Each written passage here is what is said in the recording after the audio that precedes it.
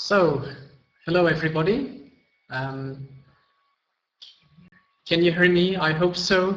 We are going to start this webinar now. So my name is Jürgen Bastani. I'm one of the board members of BELTA. I'm a teacher of English as well, just like most of you, I guess. Thank you for coming to this webinar brought to you by BELTA with the kind support of Heike Philp of Let's Talk Online. Before we begin, I would like to tell you who we are. BELTA stands for the Belgian English Language Teachers Association. We started off last January with a launch event in Brussels and then recruited our first members. Our aim is to stimulate professional development by bringing English language professionals together to discuss a range of topics in the field of English language teaching that matter to them. We welcome anybody involved in ELT and beyond, no matter what level or sector. Among the benefits for you is our webinar series, but we also have other things to offer, like our blog, our newsletter, or our annual conference, which we'll be organizing in Brussels on the 1st of June next. If you would like to know more about us or become a member, we're not just for Belgians, go to our website, www.beltabelgium.com. You can also find us on Twitter, and we have a Facebook group. A very warm welcome to all our BELTA members, to everybody there. Thank you very much for listening and for your support. This is our second webinar, and as we are very committed to providing professional development from across the world, we thought it was a good idea this time around to introduce you to an expert that comes from Canada.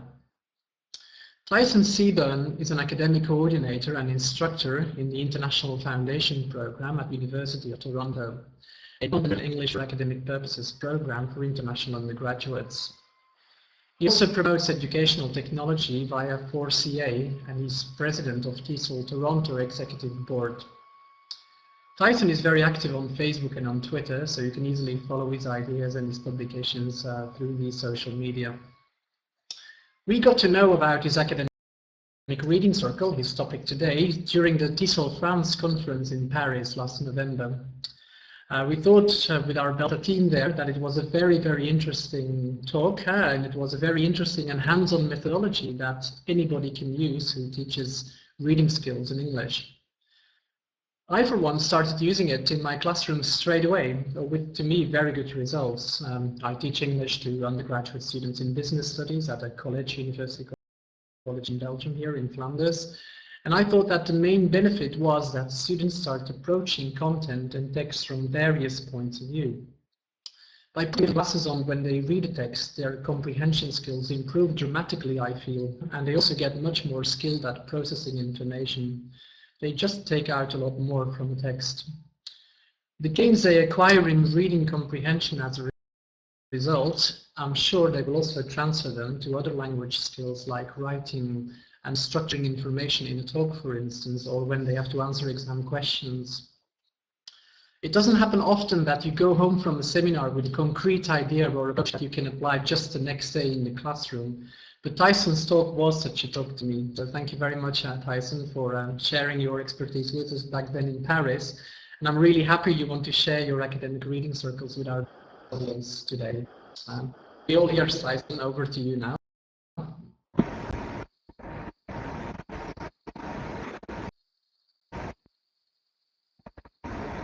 Great.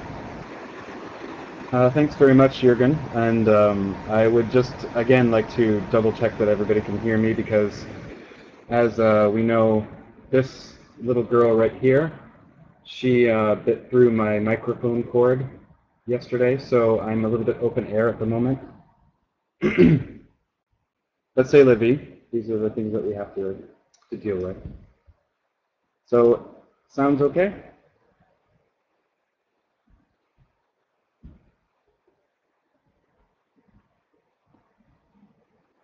Okay, well, obviously there's going to be a little bit of white noise, but I'll try to keep my voice up. So yes, I've been promoting these academic reading circles for a little bit more than a year now, and I've been doing them in various iterations with my colleagues, one of whom is here, Tracy, for about 3 years, and they keep going through a little bit of an evolution. So what we see here is one iteration of them, and as we keep going through the years and practicing them and trying them out, we make little bits of changes. So you can expect probably next year there'll be a little bit of a change, but not really too much. So I want to talk to you today really about three things. One is the reason why we started doing the reading circles. Another is how the reading circles have been adapted from a traditional activity that you may have heard of.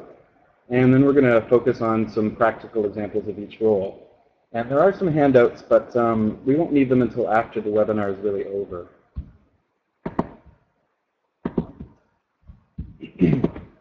So when I was trying to figure out how to get my students to interact with text a little bit better than they really had before, we really wanted to think of some way to get the students to spend more time with the text and not really just look at it for vocabulary, things that they do sort of a superficial reading. And what we found was that when they were reading academic texts, they really weren't able to answer comprehension questions about them. Instead, they were really more really superficially looking at a text. So what my colleagues and I started with was taking a pretty common activity that's used in K-12, and that is literature circles. And what they do is they have some different roles, and while the students are reading a novel, they look at those roles, or sorry, look at the text through sort of different lenses. And those things kind of worked out initially okay, but what I found was that the roles in Daniel's and Furr's literature circles ended up being too much for fiction. And all of the sources basically that my students read for EAP are nonfiction. So we wanted to adapt them a little bit, and I took the initiative and then did so. So today what we're going to do is I'm going to show you a little bit of the basics for the academic reading circles, or ARC, so we call them. And then I'm going to show you really just how the roles work together. And that's sort of going to be the focus for this hour. So there are 6 roles in the academic reading circles. We have the discussion leader, contextualizer, visualizer, summarizer, connector, and highlighter. And the main idea with these roles is that you give them to the students, they have some responsibilities to carry out with those particular roles, and we give them a text that all of them are going to read at the same time. This text is done outside of class, and the students, through learning how to use these roles, read the text with that particular set of responsibilities, and then they come together later in class and have a group discussion about what they've learned on that text based on the roles that they have been using. And the idea really is that if students do these things alone, they will not get the best comprehension from the text. Whereas if they come together and they've focused really on one particular aspect of the text, and when they come together to discuss it, they share what they've learned, there's a greater comprehension that occurs. And as Jürgen has suggested, and some other people as well, we've really found that this is to be true. So the first role is a discussion leader. The main responsibilities of this discussion leader is to manage the in-class group discussion. So this discussion leader is going to, in the class, sort of prepare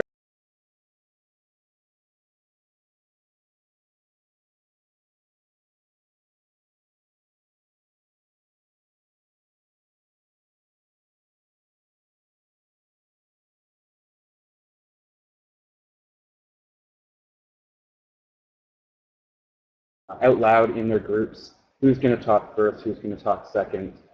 Other things that they can do, of course, is try to manage whether or not the students are speaking English the entire time. And they tend to like that authority because they can say, of course, things like, excuse me, you have to speak in English. And they can beef up a little bit of confidence in their ability to manage these discussions because they can shut down a person if they're sort of dominating and so on. Another thing that they're going to do with this role is they gauge the group comprehension. And what I mean by this is we have them create some comprehension questions, for the students in the group. And these comprehension questions are things that we're trying to get initially to see if the students have sort of the basic same understanding of the text or not. However, in order to make comprehension questions, students do need to actually know how to make comprehension questions and what makes a good one. So one task that I have the students do when we're learning how to do the discussion leader is to take a look at a text in order to figure out what is a real comprehension question that gauges how well the students are understanding and what is more of a specific information question. So what I've got here is a little paragraph that I've created, and you'll probably notice that there are some words in there that you're unfamiliar with, like these ones. It's also mixed in with a little bit of English as well. And what we're going to try to do here is to show you as well what makes a good comprehension question too. So read that little text over. I'll give you 1 minute.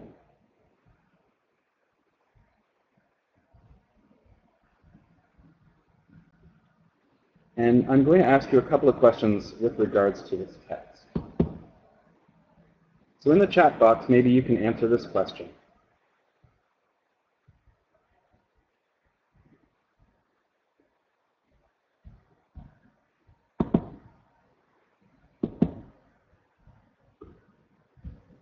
Okay, so the answer is 2. Obviously, that wasn't such a difficult question.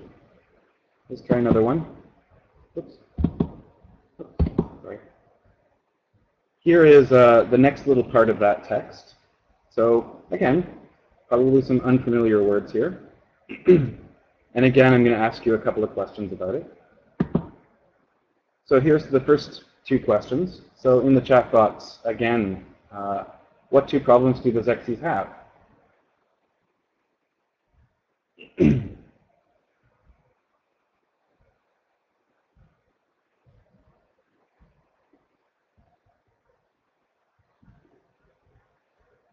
Okay, Barbie, that's 1.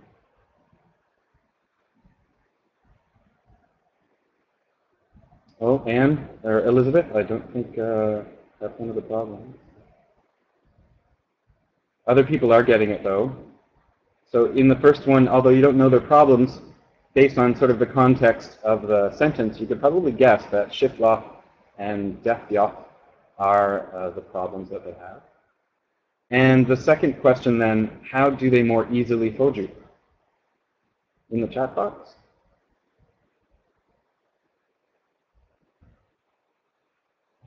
Good. Okay, so we can figure out again from the grammar of the sentence basically that hebling is how they more easily foju. So what you can sort of get here is that although you really don't know the vocabulary here, you are actually able to answer these types of questions. So are these types of questions good comprehension questions or not? I would venture to say no, they're not. Let's try this one.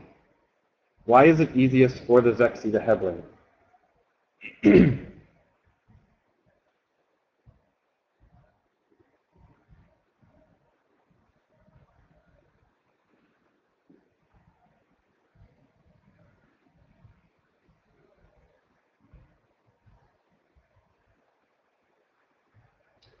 People seem to be taking a little bit more time to try to answer this one. It's not a question of is it easiest, Elizabeth, it's why.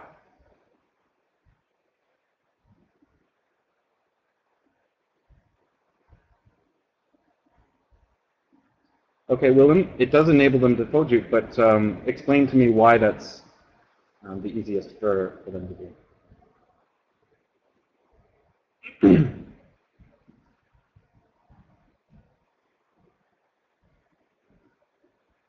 Because the writer says so? Yeah, no.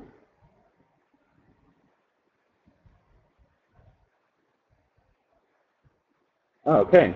I think what the delayed amount of time to answer this question is, and Eve actually has suggested, is that actually you don't really have enough information here. Without really understanding the text, right? Because you don't know what shift lock means, and because you don't know what dip off means, you don't really know what hebbling means, you really can't answer the question as to why it is easiest for the Xerxes to hebbling. So unless you really do actually understand the context of the vocabulary, you understand the reading of the text itself, you're really not going to be able to answer certain questions. And this is a little bit of a demonstration of the process that the students go through. When they read a text, they can look up vocabulary one by one by one by one, but and they can ask each other sort of very simple comprehension questions. In fact, they're really just identifying specific information, like the previous 3 questions did.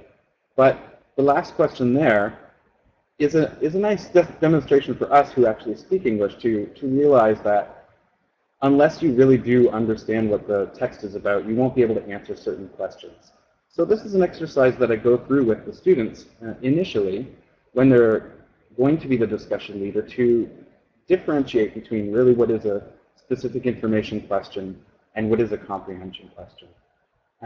And this is something that students need more and more practice with, because if the discussion leader does ask the first 3 types of questions, all of the students in the group are going to very easily be able to answer it, and they are going to sort of have this delusional idea that they actually do understand everything in the text, when in fact, if you answer or ask something a little bit more complex that requires a little bit more comprehension of the sentences as a whole, they may or may not be able to do that. So this is one example of how we use the discussion leader. They create comprehension questions. We as teachers go through with the discussion leader how to create these good comprehension questions. And it sort of sets things up right at the beginning of the discussion in class as to how well the students are understanding the text. So again, that's the last question. That was a little bit different. Now we're going to move on to another role, because we have a little bit limited time, and I want to really just introduce the roles to you. So if you take a look at this picture, and you only look at this picture really for what it is on the superficial level, what does it appear that Superman is doing?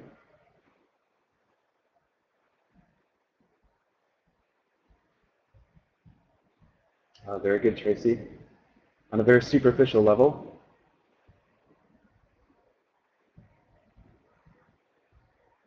yes, it appears that Superman is urinating on his foe, or he's trying to at least. And really that's not actually what's happening. Whoa, it's a little bit too much information. Really what this tells us is that context is very, very important, to be honest. You don't really know what's going on in this picture before the picture was taken. And therefore, if you just take a sort of snapshot look at the picture, you get sort of the very much the wrong impression as to what is actually going on. So it is important, not only in photos, but of course, when you're looking at text, to be able to contextualize the text as well. And our students, because they're coming from cultures that maybe don't share the same types of cultural relevances, they don't understand certain contextual references, they may not actually get a lot of the text. So one of the roles is, in fact, a contextualizer. Their main responsibilities are to identify contextual references in the text itself. What do I mean by contextual references? Well, I mean either events, people, even places, things that the author mentions in the text in order to provide context or support the points that they're making in the text. But they don't really elaborate on those things because they assume that the reader shares some background knowledge about the topic.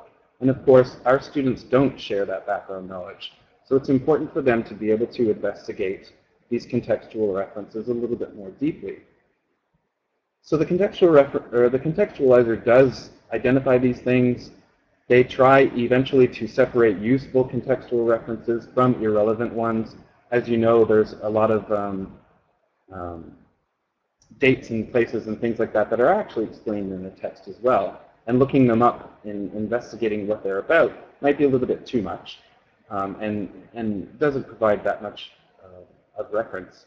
So they do want to separate these things from useful and not useful. And of course, after investigating them, they'll bring the information that they've learned to the in-class discussion and share that with their partner so that they can increase the comprehension of that supporting point or how the author was in fact using that contextual reference.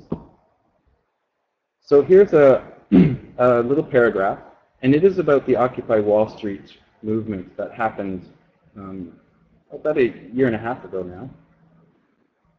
If you're not familiar with that, basically it was a bunch of protesters. They were trying to suggest that a whole bunch of people make very little money and have very few resources, whereas a very small group of the population actually does have all the resources and all the money. So I'd like you to read through this paragraph, and as you're reading through the paragraph, I want you to think about what contextual references, in other words, people, places, things, events, might students skip over because they really don't know anything about it. So I'll give you a minute to think about it. And maybe in the chat box you can write what you think might be a good contextual reference.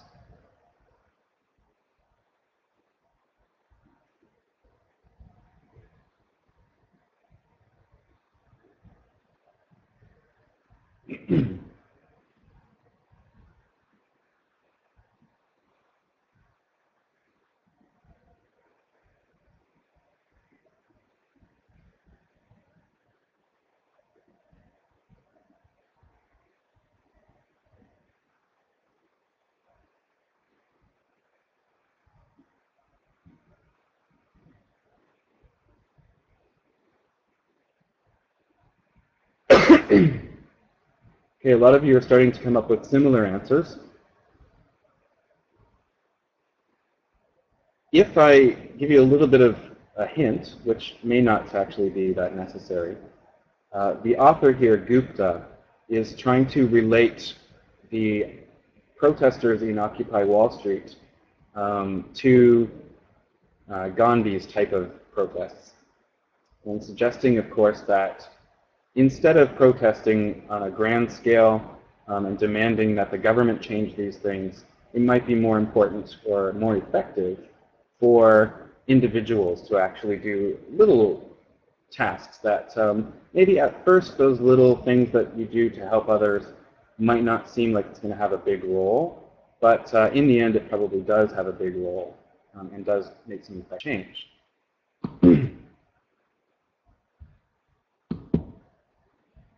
So again, here's that question that a contextualizer might look up.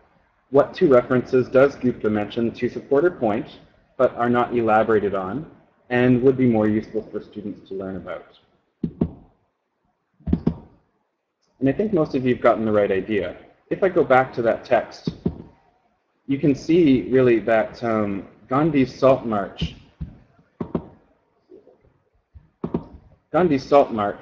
is mentioned as a supporting point to the fact that you should do small little tasks first instead of protesting on a large scale. And same with Rosa Parks. Rosa Parks refusing to change her seat on the bus also is another contextual reference that supports the idea that small things produce big changes. Now, if a student was going through this, of course, probably because they don't share this sort of historical knowledge, which is, at least in Canada, it's quite well known, Gandhi's Salt March and Rosa Parks, they might just skip over that and not really understand the meat of that particular argument. And in this text, this is something that we may think is obvious, like Jürgen says, but the students really might just think, oh, well, it doesn't really matter because I don't really understand it. I know the vocabulary, but I don't really see how it's useful. And in fact, these two contextual references very much support the idea that Gupta is trying to make, in the fact that, of course, the small little movements actually make big results. So these are the types of things that the contextualizer is trying to do.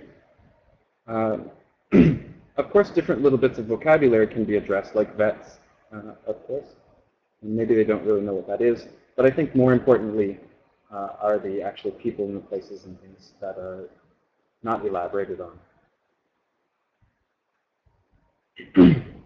Tracy makes a very good point in that I think we, as readers ourselves, we can read through these things and we sort of skip over them as well. We don't really realize how authors use so many cultural references. And the texts are very, very, very loaded with information that a student, if they're really just looking for vocabulary and trying to understand that very basic level of a text, might skip over. Now, on the handout that you can download afterwards, there is another text called The Maritime Museum Seeks Funds for Gunboat Study. And again, it's just another example of how to use the contextualizer role. The students in that case would be trying to differentiate between what is a useful and what's not a useful contextual reference. Because, you know, there's so many in a text that a student can get overwhelmed by looking at every single one. And if they learn the strategies to figure out what is a contextual reference that is explained in the text versus one that is not, one that is supporting a point, one that is not, they can sort of decrease the number of hours they spend investigating these things. So again, the information that comes from this role gets brought up in the discussion group, and they are able to talk about it and increase everybody's comprehension. Another role that we use is the visualizer. Probably what you can guess is that if there's no pictures or no graphs and things inside a text, well, what's the point of a visualizer? What would they be doing? In this case, you can see here's a nice graphic that I got, which is about logos and things like that. What do you think if we were reading a text and this was a visual that I found related to that text? What do you think this visual might be suggesting or might graphically show in terms of the main point of that text?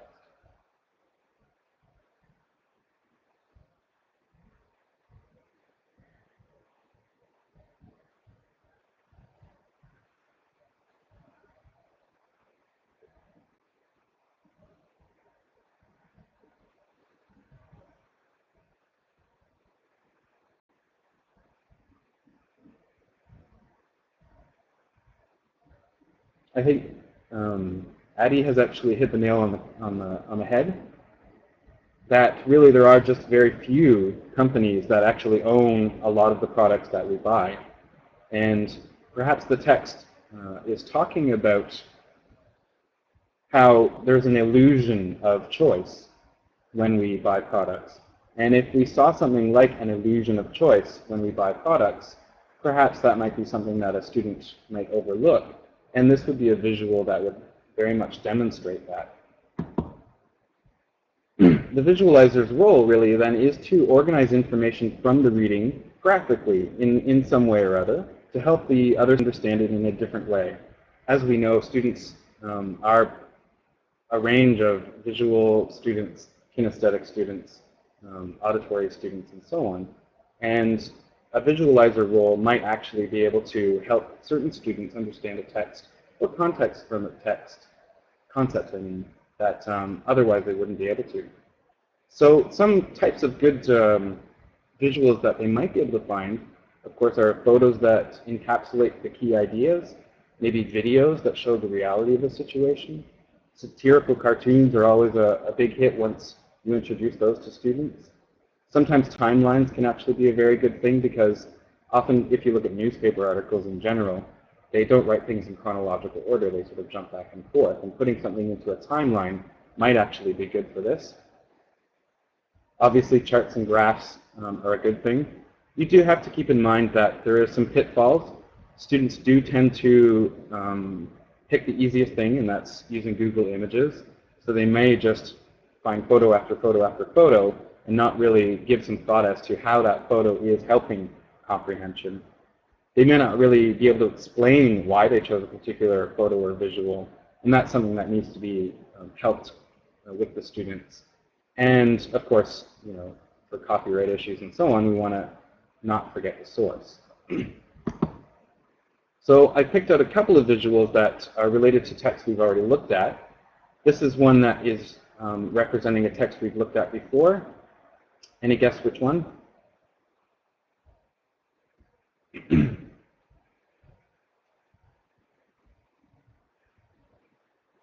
right? The Occupy Wall Street text. This might be a visual that a student could have chosen. One of the points of the text was, of course, that it should be a peaceful type of protest, things that start on a bottom-up level where people are doing nice things for other people. And in this case, we can see that the Occupy Wall Street movement actually had this other side that may not have been quite so effective. This is a political cartoon about the same text. Again, this might be something that could help the students understand the concept of the Occupy Wall Street movement a little bit better than just reading text. Here's a paragraph that I want you to quickly read over and think about what in here would be a concept that might be best represented visually.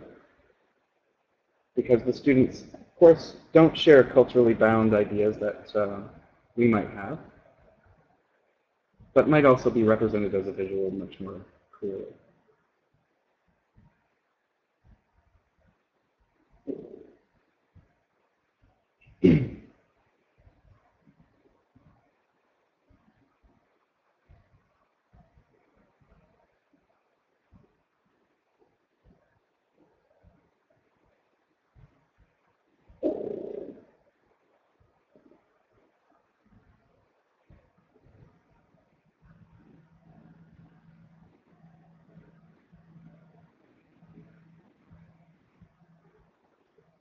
So again, my question here is, with the concepts that are introduced in this paragraph, what might be good visuals to find or create that would demonstrate the concepts visually so that students would have a better understanding of what they mean?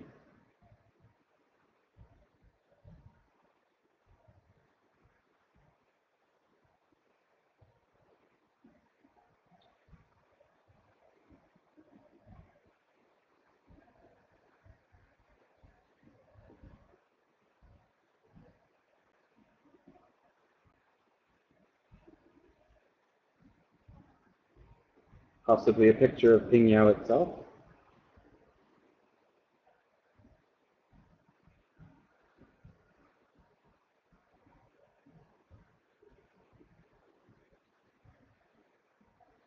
Mao's Cultural Revolution, could be.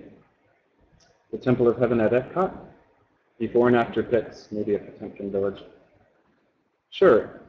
I mean, when we look at really the main idea of this paragraph, it's suggesting that there's this city in China. It's a very ancient city and it has endured for a long time.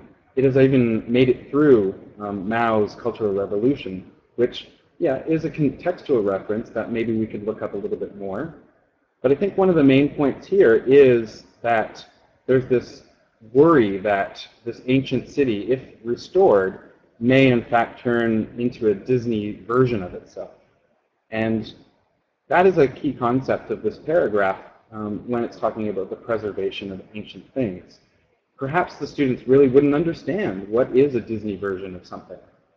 They may not really get that there are differences between sort of authentic and something that has been recreated, and trying to find the balance between restoring something to its authentic way and restoring it too much so that it is no longer really itself might be a lost concept to them. So I've chosen a couple of visuals that maybe would demonstrate this. Does everybody know this particular movie? I personally have not seen this movie or any one of its series. I am not a 12-year-old girl. And I'm not saying that if you have, you are either. But yes, it's very popular. Anyway, this is the original photo of this movie. And I found a Disneyfied version of it.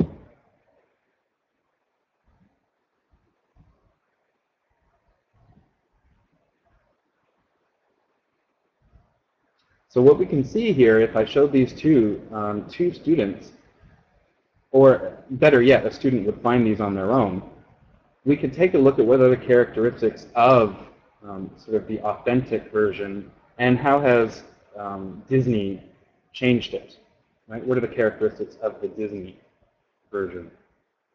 So that's one example. Let's try another.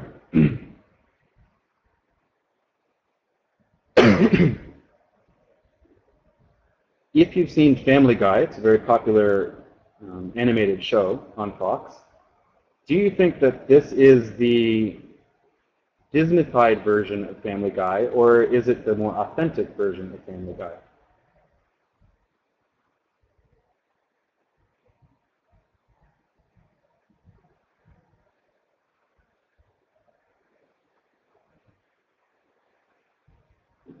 Ramdani, you do make a point. Does this take us into a discussion of animated versions? Yes, it may or may not, and you can choose to go down that road with your students or not.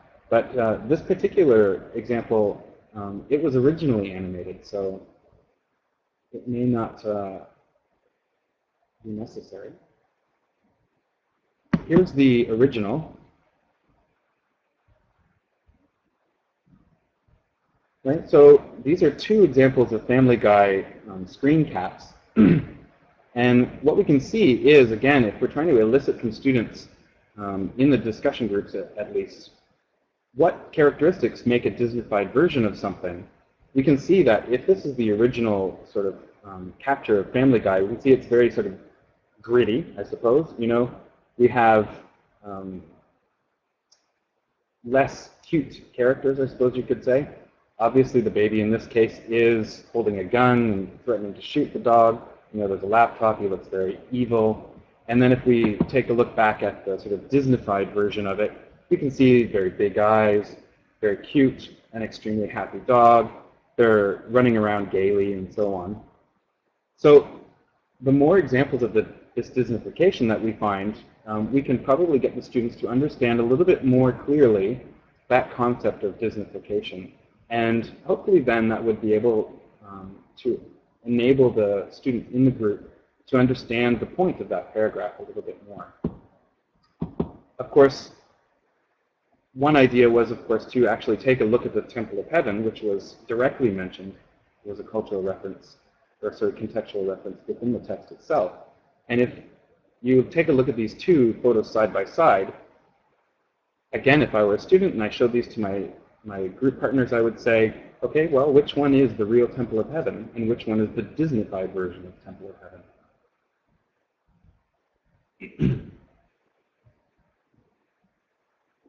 And Jürgen, you make a very good point. A picture says 1,000 words, so they say.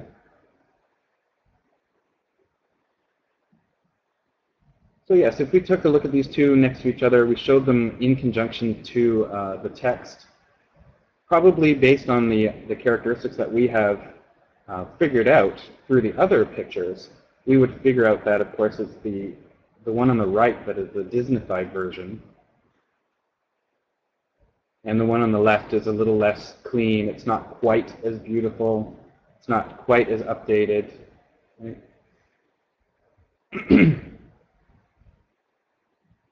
So the point really here is as the visualizer, you want to take concepts in the text. You want to find some visual.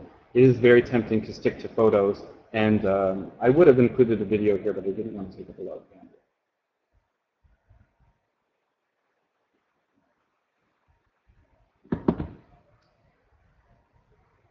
The next role I want to talk to you about is the connector role. One of the main things that is very important in an EAP context is students being able to make connections between different things they read and different things they see. In this case, I want students to be able to make a connection between the text or the ideas in the text that they're reading now and some of their previous things, to try to build some schemata. Even if they aren't familiar with all of the concepts or the cultural references that are in a text, just like what we do is we think of previous experience. We try to make connections. Our brain is hardwired to try to make connections to make sense of something. This is a little bit of a visual way of depicting that.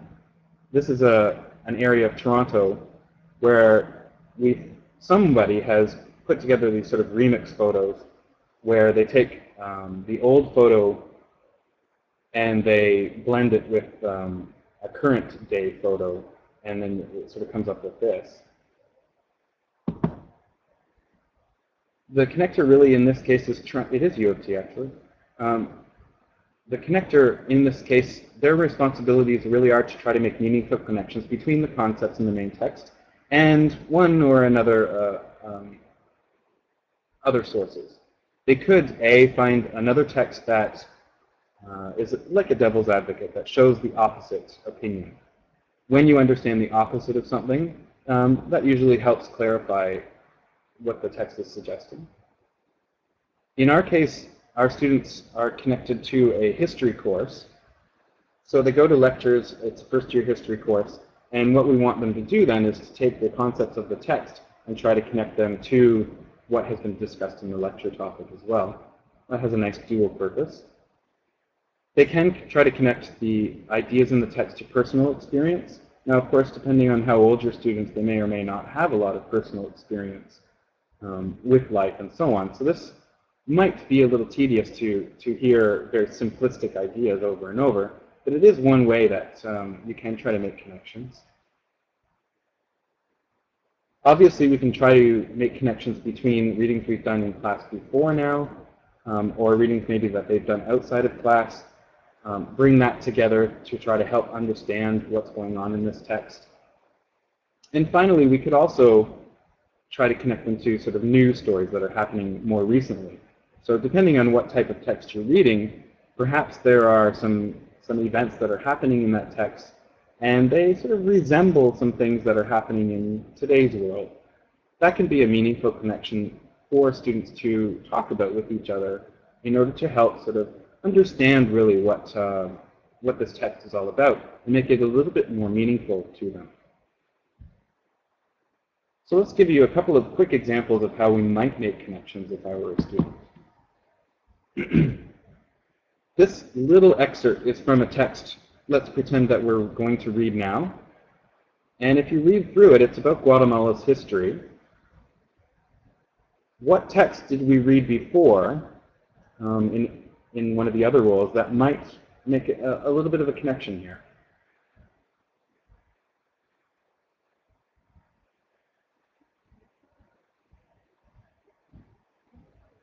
Tina, absolutely. Age is not the only thing. I did not mean to simplify it.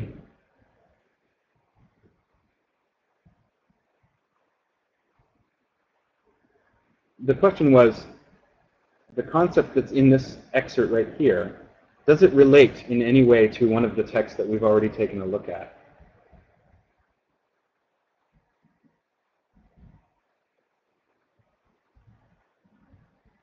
Absolutely. The percentages right here actually very much correspond with the Occupy Wall Street text that we took a look at, and the visual in particular. So it says, of course, here that 72% of the land in Guatemala was owned by one particular corporation. And, no, sorry, the opposite. 2% of the land was owned by 72%. Right? It's very much related to the 99 and the 1%. That's what I'm trying to get at. Here's another one from the same text about Guatemala. This one I want you to relate to a little bit more personal experience.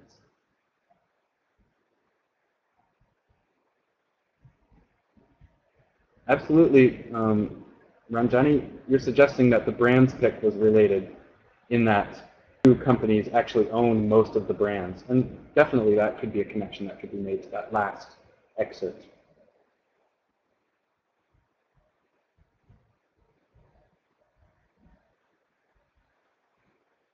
So in this second excerpt, the idea here is that someone, Arbenz, was sort of labeled a communist simply because he had communists employed, right? So he was sort of guilty by association.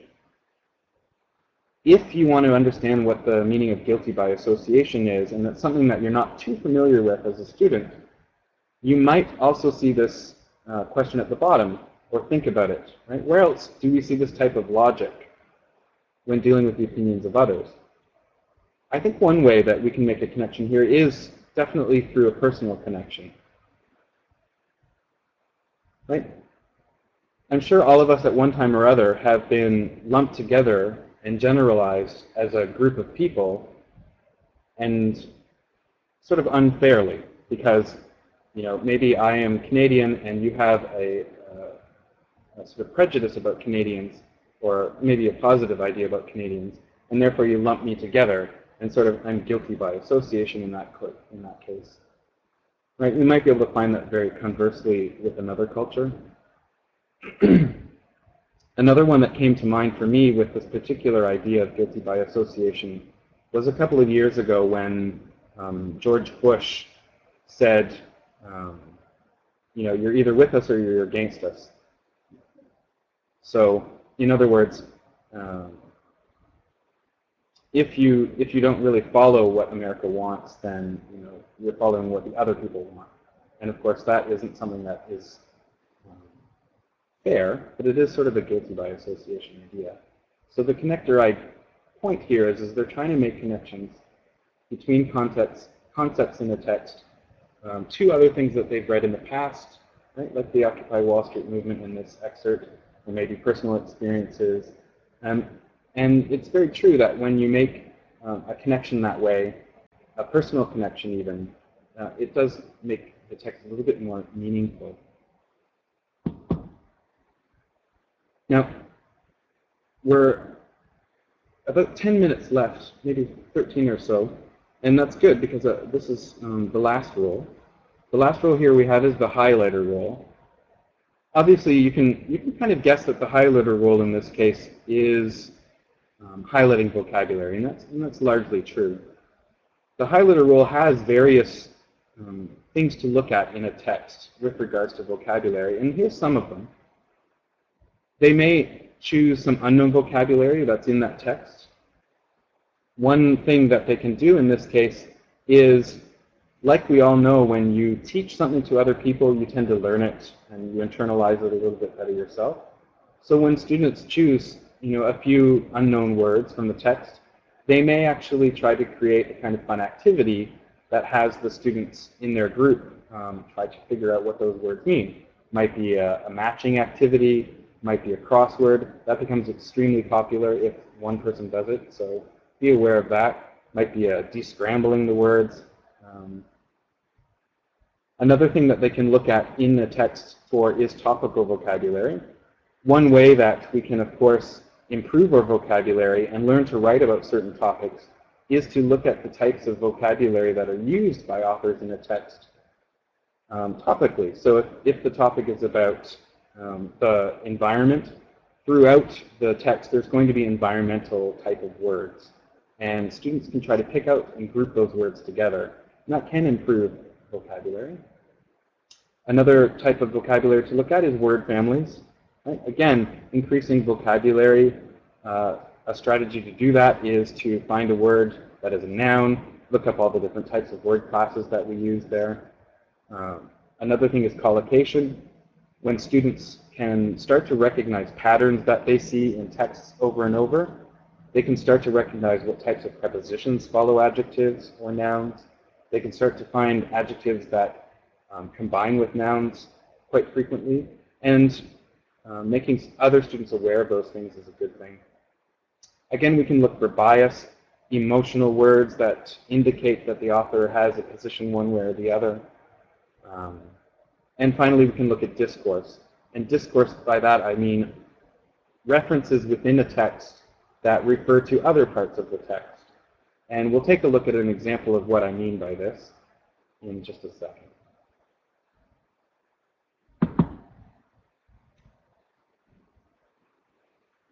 Here's a quick little paragraph. Again, this will be on a handout that you can download later. This paragraph is about the Gulf War in 1991. And I chose this one because it actually exemplifies quite a few of these types of vocabulary that the highlighter might pick up on and share with their partners. So just read through it quickly so you're familiar with what's going on. And then I'm going to show you how a highlighter might highlight parts of this text.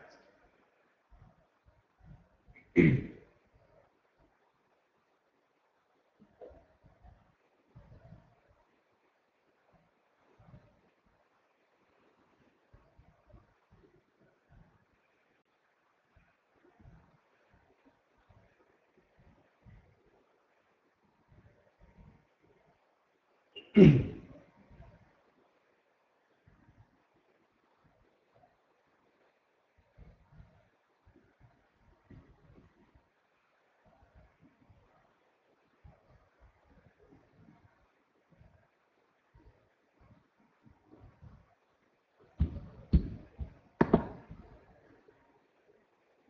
I'm hoping that you've had a chance to read through this.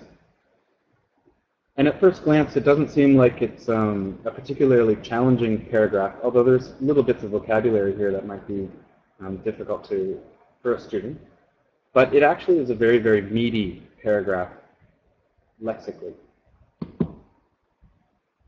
Obviously, one first thing that we mentioned is that students can pick out some unknown vocabulary.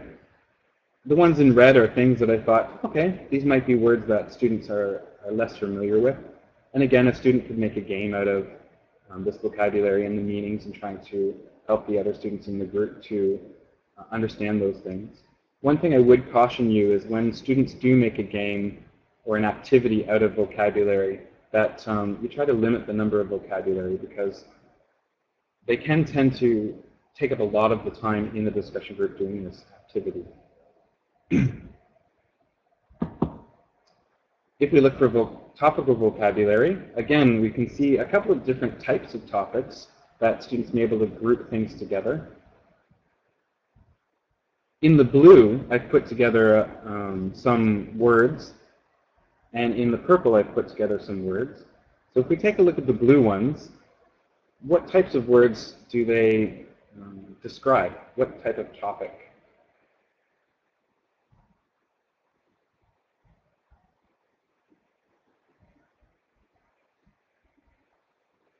Okay, I think we're all on the same page. Right? I was thinking war in particular. And if we take a look at the purple ones, again, those are topically related words. What might they be?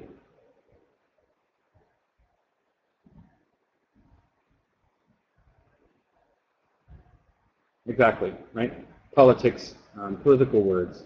Right? So when students are trained to recognize different types of topics that are put together within a text, it can actually increase their vocabulary with regards to that topic. And if they were to write about this topic in a term paper, for example, they would have a lot more related vocabulary that they could use instead of just the very simplistic vocabulary that they come into the class with. Of course, word family is a way that we can not repeat ourselves when we're writing.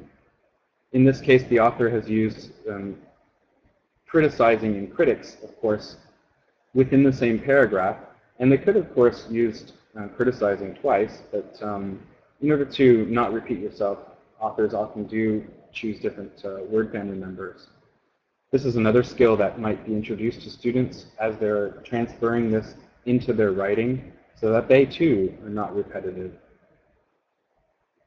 I might mention that later on, the author here, Zunes, actually uses critiques as well. Collocation does tend to be one thing that is particularly challenging for students, and with good reason. I think students do need to be checking out patterns that happen in text, from text to text to text to text. And that isn't usually their strong point. I picked some collocations here that kind of go together quite nicely. And students then, as the highlighter, would be able to highlight these things. There are some really good websites as well that can be used in conjunction with this, like justtheword.com, and of course corpus-based websites can be quite useful for students as well. And if we look finally at discourse, I've highlighted two sets of words, again, that are related in a discourse type of way. If we look at the light gray, the first we can see finish the job. Later on in that paragraph, what is he referring to, this author? He says ousted the dictator, right? And ousted the dictator in this case is finishing the job. So what we have is a sort of backwards pointing reference. So when we go to ousted the dictator, it's important for students to be able to recognize that that does in fact synonymize with finish the job. Similarly, if we take a look at the 1991 Gulf War, later on we see with such a lopsided victory in the 6-week military campaign, it's important for students then again to be able to recognize that the 6-week military campaign is in fact the 1991 Gulf War. So as the highlighter, we're trying to pay attention to these types of discourse references so that students don't think, in fact, that there are 4 different wars that are happening within this paragraph.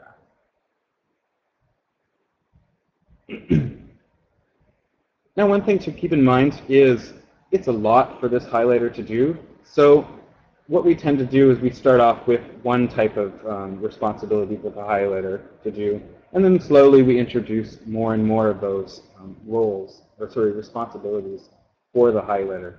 You know, saying, okay, find all of these things right off the bat is a little bit too much for the highlighter to do all of a sudden.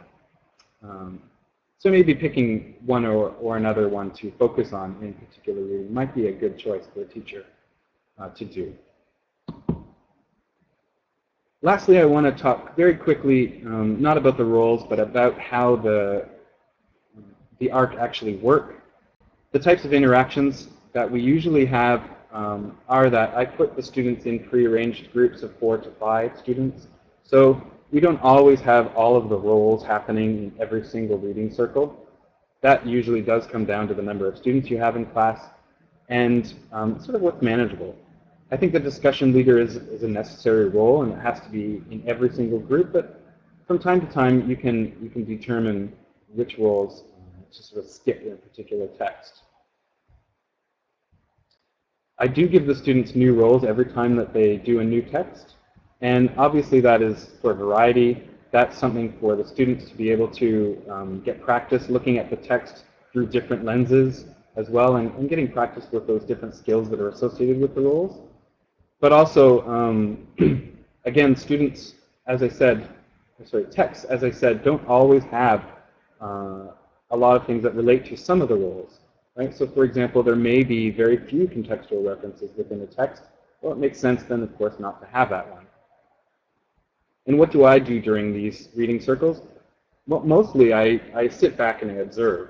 I rarely really sort of interject too much. I walk around the room, I take a look, I listen in onto what the students are saying. If I find that the students are being a little bit superficial, I might try to, of course, give my input a little bit. And I do tend to put things on the board for each role, questions for each role on the board that I have thought of that maybe the students didn't really think too deeply about for their particular role. And when they're finished with their in-class discussion, I have them look at the board and take a look at the types of questions that I have on the board for each of the roles and discuss them as well. And hopefully that will model to them how to do the roles a little bit better.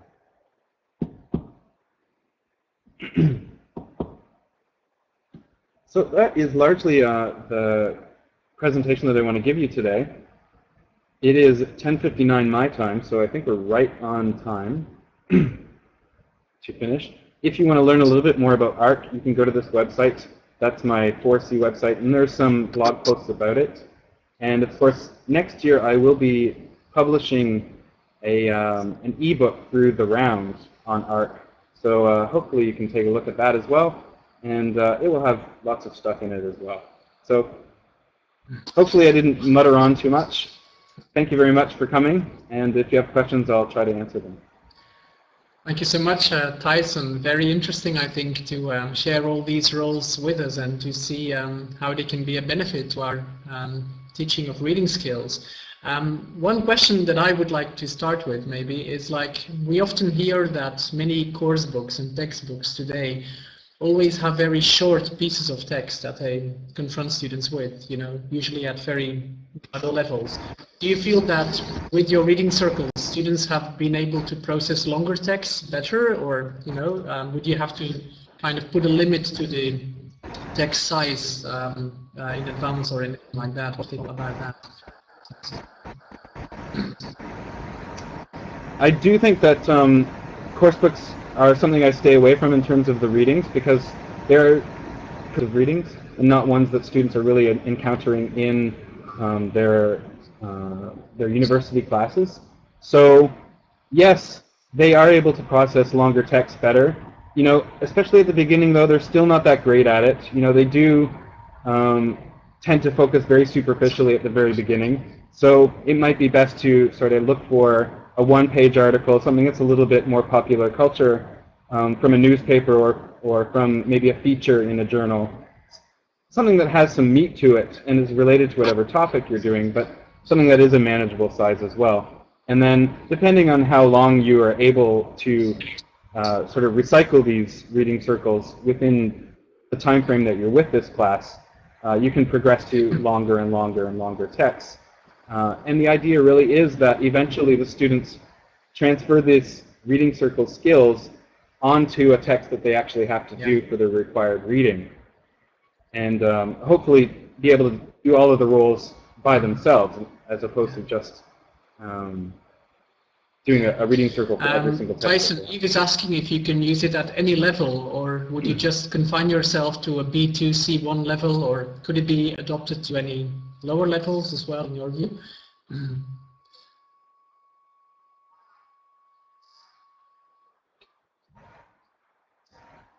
I really think with most activities, you can adapt anything to almost any level. My students, you know, let's be honest, they range from what I would say is a maybe B1 to a C2, possibly. And they're all in one class. So because we have this mixed level, I think the reading circles actually do help mixed groups, because it gives students a lot of individual time to work on a particular role themselves, and maybe they start with a slightly easier role, like picking out unknown words as the highlighter, maybe picking out contextual references. And it does, in the group discussions, allow each person, you know, a purpose for speaking. So it's they have something to say. You know, it's not like they're just reading something and then they're put on the spot. So I agree that with can be you, helpful Tyson. there I also as well. feel that one of the strengths is that students learn from each other, you know, because when they take their preparations to the classroom, they actually learn about the collocations that the students highlighted, about the vocab you wanted to pick out on. And, you know, that's really one of the main benefits as well, that, you know, the learning comes from peer students, not so much from the teacher telling us, think about this, read about that, you know.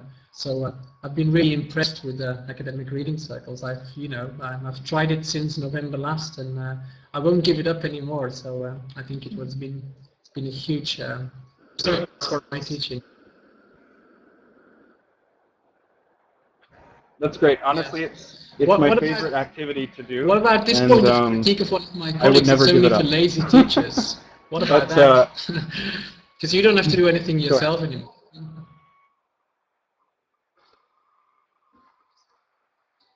Well, I don't. Yeah, I think that's a misguided opinion, because it's not like you actually don't do anything. You know, you have to find a text that is meaty enough, that has stuff in it that can help the students. You have to monitor the students in their discussions, right? It's not like you do the reading circle in text or sort of in class and then you just sort of give up on it as well, right? You can do various things with it. One thing that we've been doing this year is we've been attaching a sort of short answer comprehension question for each of the roles to the reading circle. So once they've done those roles in class, hopefully their comprehension has gotten better, and they'll be able to answer those questions more effectively. And in that way, of course, you have a lot of marking to do, and you have to give a lot of feedback. And you know, in our case, we don't simply just say, here's your role, you go figure it out, come to class, and then that's it. We do the roles ourselves as teachers too. We prepare what we think would be good things from these roles. And as I said, while the students are doing those reading circles in class, I actually put on the board some questions for them to think about. And then we do often have a I also agree that large you have to class coach discussion your students, afterwards very well in the beginning. as well, to The see if first they time were you're in fact on introducing the right academic track. reading cycles, you really have to take them by the hand and tell them how they can approach every single role. But after a while, they pick up, you know, the habit, and then, you know, they start getting better and better at it. I think, at least their preparation. So, Once again, thanks very much, Tyson.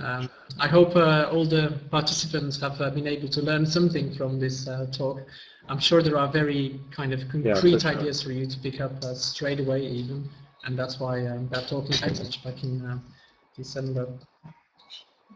Yeah, one more thing I'm going to show to everybody, sorry, to how they can see the slides that you talked about. So if all the participants would like to go to pods in the top left corner, and if you click on that one, you can go to files then.